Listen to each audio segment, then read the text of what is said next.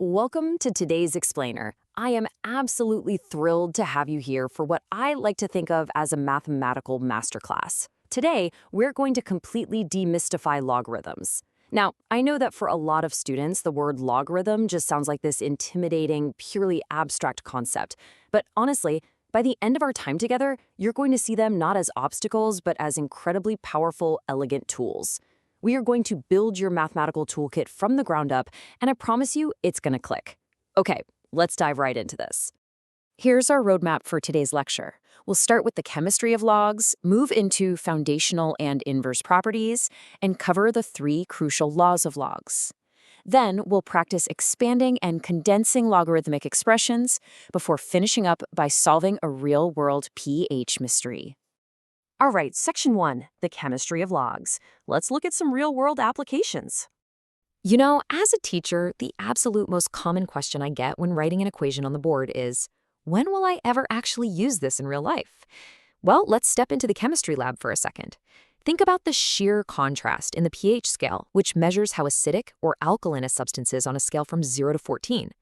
Battery acid is incredibly corrosive, sitting way down near 0 at 0.8. Pure water? Perfectly neutral at 7.0. But look at human blood.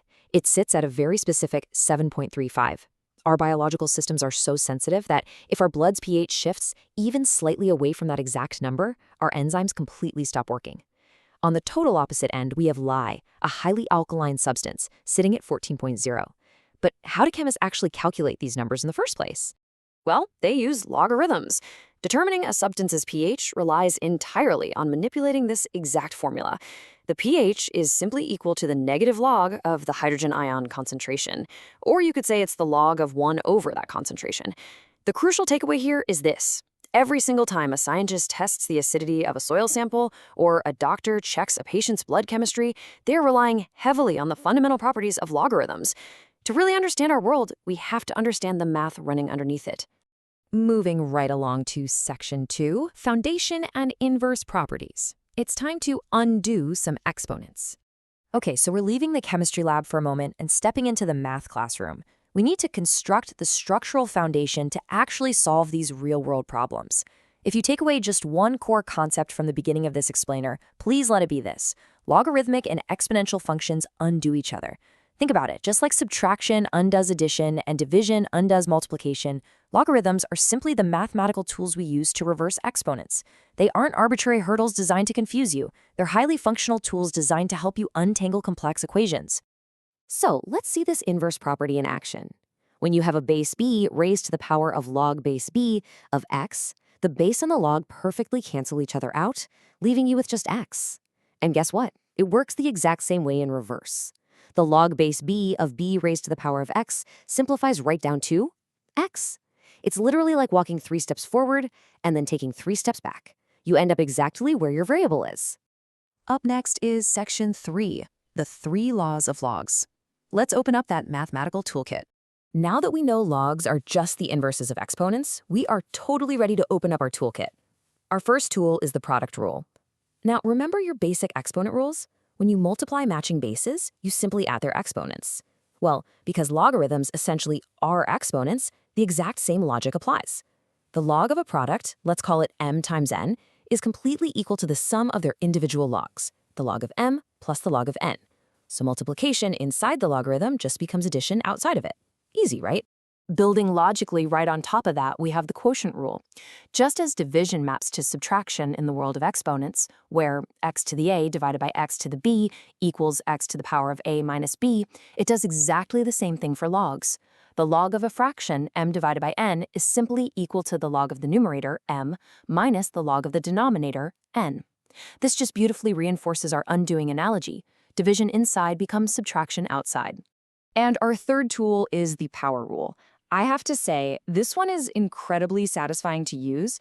If you have the log of a base raised to an exponent, like m to the power of n, you can literally just grab that exponent, n, pull it out of the logarithm entirely, and bring it down to the front as a multiplier. It simply becomes n times the log of m. This is a massive shortcut for simplification, guys. It completely flattens out these towering exponential expressions into straightforward multiplication. Okay, hold on. Before we actually start taking equations apart, we need a quick safety briefing. These are the essential conditions, the rules of the road for logarithms. First, denominators must never be zero. That's just a universal math rule. Second, and absolutely crucial for logs, the argument, which is the number inside the parentheses, must always be positive. You cannot take the log of zero, and you definitely can't take the log of a negative number. And finally, you can only combine or condense logs if they share the exact same base. So if one is log base 2 and the other is log base 3, nope, they cannot be mixed together using our laws. All right, section 4, expanding logarithmic expressions. Let's dismantle some equations. With our toolkit fully assembled and our safety rules crystal clear, let's move into the workshop. Let's practice taking dense algebraic engines apart piece by piece. Take a complex expression like the one here from our OpenStax material. It looks pretty terrifying at first glance, doesn't it? But let's just dismantle it methodically. Step 1. We see a massive fraction, so boom. We apply the quotient rule, taking the log of the entire top minus the log of the entire bottom. Step 2. Looking at that top part, it's 64 times x cubed times the quantity 4x plus 1. We just use the product rule to split those 3 multiplied pieces into 3 separate logs being added together. Finally, step 3, we clean up. We rewrite 64 as 2 to the 6th power, and then we use our power rule to drag those exponents, the 6 and the 3, straight down to the front as coefficients. And just like that, a chaotic fraction is beautifully organized into a clean linear string of simple logarithms. Moving on to section 5, condensing logarithmic expressions. Let's put the pieces back together. So now let's learn how to put them back together into a single elegant package. Condensing is really just expanding in reverse. We run our exact same tools backward. Step 1, we grab those leading coefficients, the 2, the 4, the 1 over x, and we use the power rule in reverse to throw them back up as exponents on the respective arguments. Step 2, we scan for addition. We see 2 positive log terms, so we use the product rule to squish their arguments together through multiplication. Step 3, we handle the subtraction. That minus sign tells us to use the quotient rule, sliding that subtracted term right into the denominator of a single unified logarithm. I mean, it is just pure algebraic elegance. And finally, section 6, solving the pH mystery, where chemistry truly meets math. Let's close the narrative loop today and take our newly minted logarithmic toolkit out of the math workshop and straight back into the chemistry lab. Here's a pivotal question to really test your new understanding. If you have a chemical solution and you double the concentration of hydrogen ions, what is the precise mathematical effect on its pH? Let's use our laws of logs to find the exact answer without needing to touch a single drop of liquid. Let's step through this proof together. We know the original pH, which we'll just call P, is the negative log of the concentration C. If we double the concentration, our new formula is the negative log of 2C. Now look closely at step 2. Because 2 and C are multiplied inside the log, we can use our trusty product rule to split them apart. It becomes negative, open parentheses, log of 2 plus the log of C. Finally, in step 3, we just distribute that negative sign. We end up with negative log of C, which, remember, is just our original pH, P, minus the log of 2. Honestly, this is amazing. We just proved mathematically that no matter what liquid you have, if you double the acid concentration, the pH will always drop by exactly the log of 2. You didn't just memorize a textbook chemistry fact, you literally derived it using pure mathematical logic.